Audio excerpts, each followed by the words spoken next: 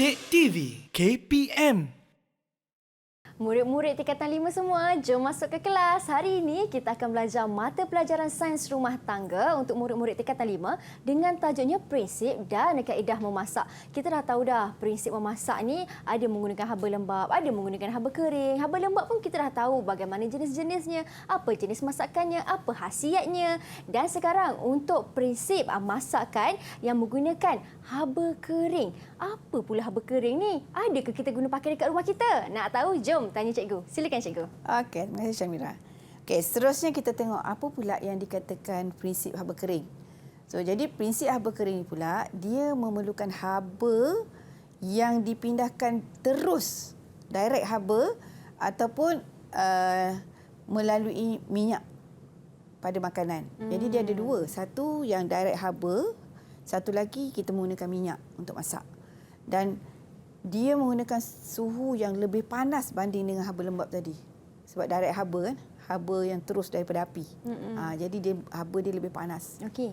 Okey. Jadi dalam prinsip haba lembap, haba kering ni pula ada beberapa kaedah yang digunakan. Antaranya kaedah membakar, menggrill, memanggang, gratinating dan kaedah menggoreng. Jadi kita nak lihatlah satu persatu apakah kaedah-kaedah ni. Okey, seterusnya kita tengok pada kaedah membakar.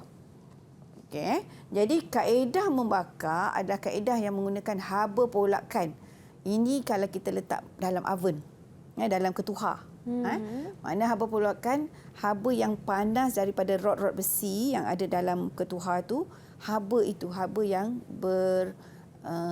berputar di dalam itulah. Itu ialah haba yang kita panggil sebagai haba polakan. Yang mana dia memanas dan memasakkan makanan dalam ketuhar. Ataupun sekarang ni orang pakai microwave ataupun gelombang mikro. Jadi samalah kaedahnya, dia menggunakan haba polakan dalam microwave itu sendiri. Yang itu dikatakan sebagai membakar. Okey, baik. Right. Seterusnya kita nak lihat pula apa yang dikatakan grill. Okey, kalau kita tengok gambar ini, gambar ini ialah gambar sate kan? Betul cikgu. Jadi sebenarnya sate kita bukan kata bakar sate. Sate ialah kaedah memasaknya ialah menggrill. Oh, grill sate lah kiranya.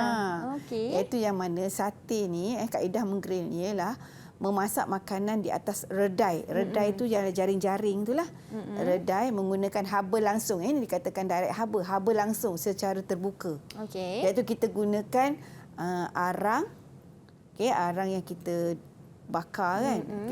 Jadi makanan ini dimasak menggunakan arang atau rod panas. Setengah orang dia pakai yang moden sekarang, dia pakai rod besi, pakai elektrik. Betul. Jadi yang penting iaitu masakan ini dimasak di atas haba yang direct. Okey. Jadi yang dikatakan menggrill. Manakala memanggang. Memanggang ni pula, kaedah manggang ialah menggunakan yang ini ada individu yang masak menggunakan oven, ada yang menggunakan api di luar. Kalau kita pergi buat barbecue semua tu kan, ini memangganglah. Jadi kalau dalam oven kita gunakan haba polakan juga dalam oven. Kalau kata kita buat di luar, di kawasan terbuka, kita menggunakan haba daripada api yang mana kita akan pusingkan dia, kulitkan dia. Yang ini memanggang. Haba langsung secara terbuka. Ini ialah kaedah memanggang. Manakala kaedah gratinating. Apa yang dikatakan kaedah gratinating ni? So, kaedah gratinating ni ialah kaedah yang mana dia menggunakan api daripada arang atau rod juga. Kalau kita tengok gambar kita tu, tapi dia daripada arah atas je. Kalau tadi bakar keseluruhan. Betul. Tapi kalau yang ini kita gunakan haba daripada atas. Haba daripada rod atas saja. Jadi dia cuma panas bahagian atas je lah. Bahagian bawah dia tak. Dia cuma terima tempias daripada haba daripada atas. Atas sajalah. Kalau macam ni macam pizza ni cikgu.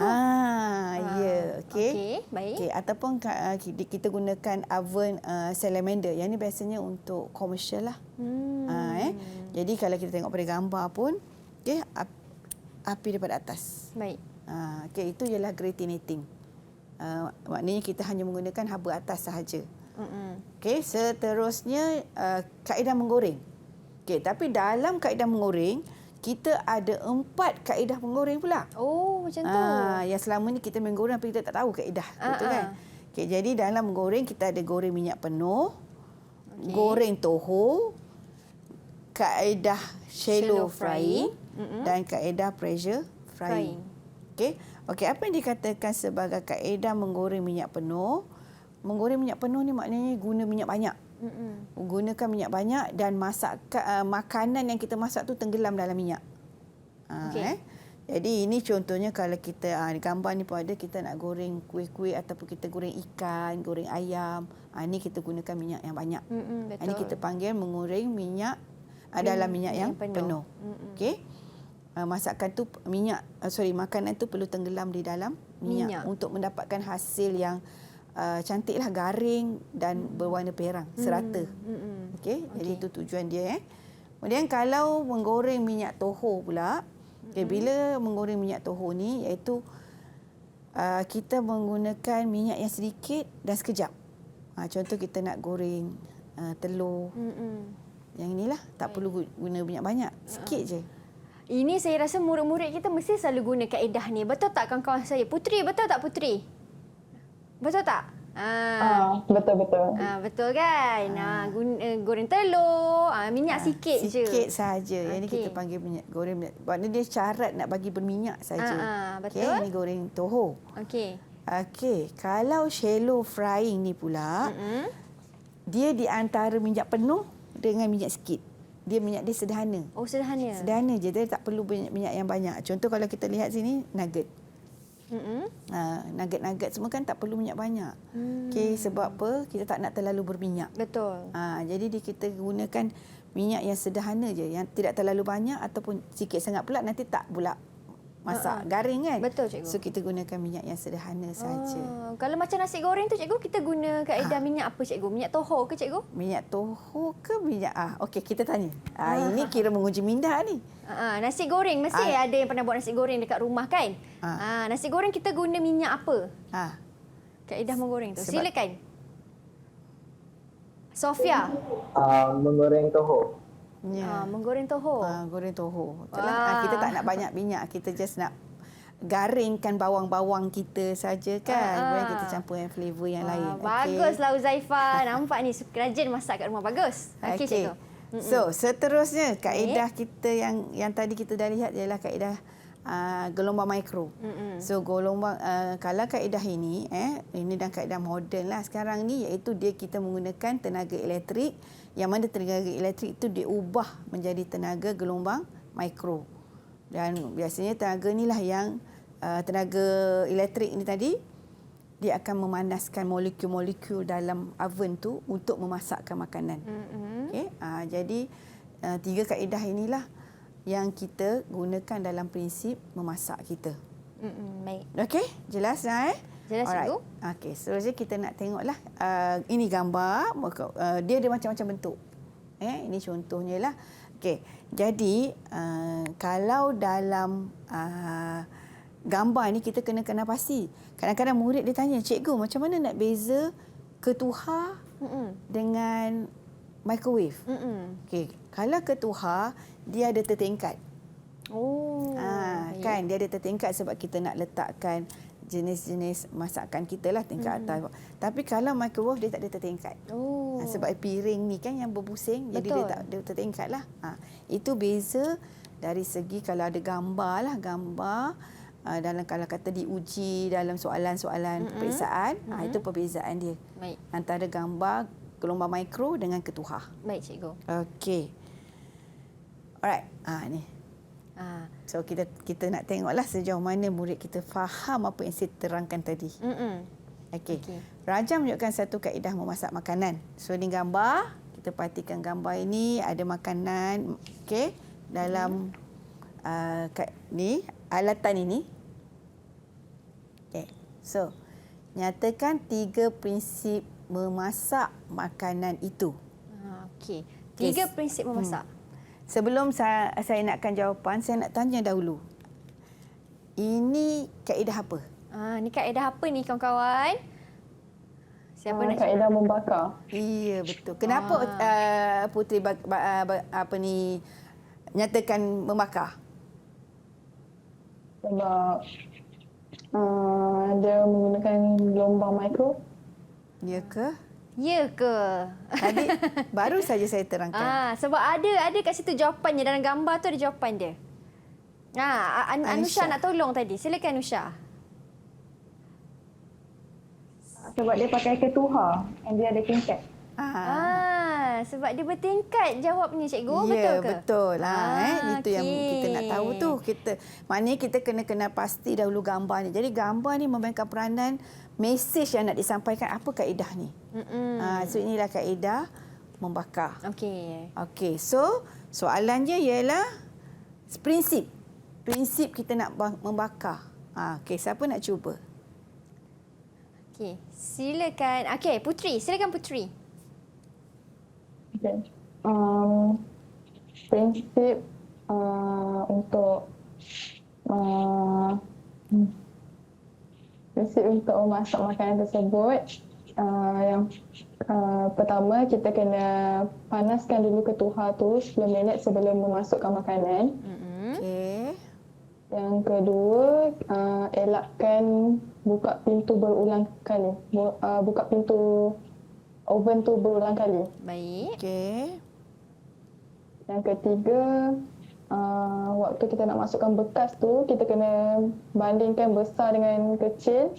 Yang kecil berada di atas, manakala yang besar berada di bawah. Okey, cuba kita tengok betul tak jawapan yang diberikan. Wah, betul lah. Okey. Jadi ini ada prinsip. Prinsip bakar.